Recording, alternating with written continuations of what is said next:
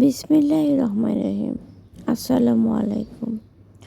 সুপ্রিয় দর্শক, ৩রা জিলহজ, হ্যাঁ, হিসেবের দুটো দিন তো চলেই গেল। আজ তার তৃতীয় দিন। কি করছেন বলুন তো?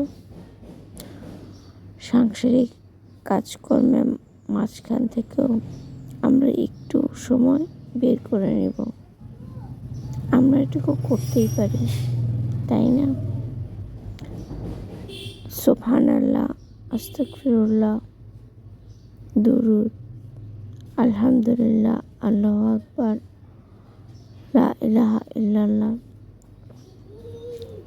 এগুলো অবশ্যই আমরা পড়তেই পারি।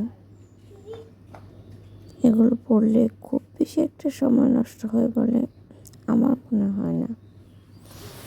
সারাদিন পড়তে পড়তে মানে এত কথা কাজে, এই 9টা দিন বাইরের তর্ক বিতর্ক বাদ দিয়ে এইটুকু যদি আমরা বলি, প্রত্যেকটা জিনিস 100 বার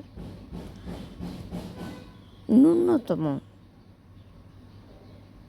তাহলে কি আমাদের খুব বেশি ডিস্টার্ব হবে দৈনন্দিন জীবনে? বলুন তো। আমার তো মনে হয় না। তো আমরা যেন এই কাজগুলো করি, খুব বেশি ঝুট ঝামেলার না, শুধু 2-1টা নাম। আর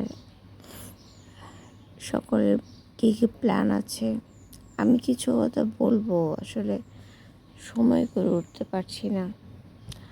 আপনারা কে কী করছেন অবশ্যই বলবেন।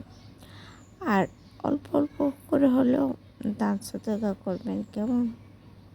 আল্লাহ হাফেজ।